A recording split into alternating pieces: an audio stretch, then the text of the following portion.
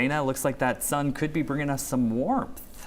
Absolutely. Over the next couple of days, we're going to start to kind of make a switch from below average temps that we've had over the past couple of days to above average. But then the weekend kicks in, and that's when we've got some changes on the way. So I'll talk about that in just a second. Overall today, not a bad day out there. We did have some more sunshine than we've seen over the past couple of days because high pressure has been controlled with one brief exception. We had a cold front move through northern Maine today for a system that's located well north of us. Now, most of the models had this precipitation kind of breaking up before it got into Maine, but we were able to get some snow showers going through Aroostook County. Most of these have moved into New Brunswick at this point, but we did see a couple of heavy snow showers could have some late coating of accumulation there from that front.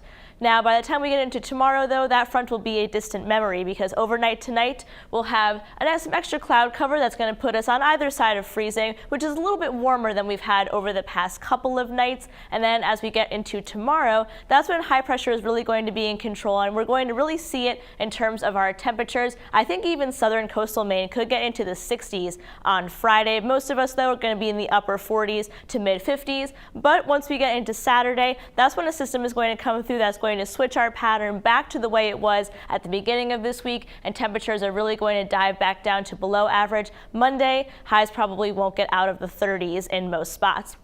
So overnight tonight, that's kind of the little end of that front moving through there. But by the time we get into tomorrow, I think Thursday is going to be the best day of the week. It's going to be warm. It's going to be sunny. It's honestly going to feel more like October than late November at this point. Then once we get into Friday, also a good day, but a little bit more on the cloudy side. And then as we get into the weekend, that's where we're going to have that system begin to move through. Now, we've been watching it pretty closely, because we've got the cold front coming in from the north, and then we have a coastal system coming in from the south. Now, we've been watching when exactly these two systems will phase together or when they'll start to interact, and each time we've gone through the models, it's brought that farther and farther east, which is good news for us because it means it's going to give us overall less rain when these two systems come together.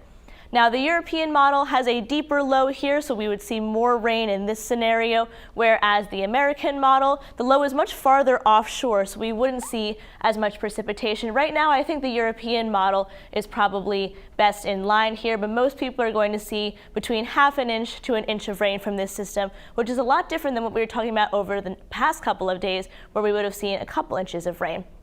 Now, because this system is going to be farther offshore, it is going to allow some colder air to come in, so we could see up to 1 inch to 2 inches of snow up in the mountains.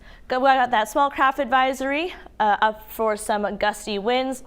So our 7-day forecast, best days to get your Christmas lights up before it gets too cold, next couple of days. And then we have that system moving in for the weekend, Zach. And then after that, the cold weather returns. Christmas lights. I think a lot of people are focused on leaf blowing and raking and that sort of thing before it gets too bad. We can do both things at once. Got to get those lights up before it gets too cold. Otherwise, you need 2 pairs of gloves. All right, Dana, thanks so much.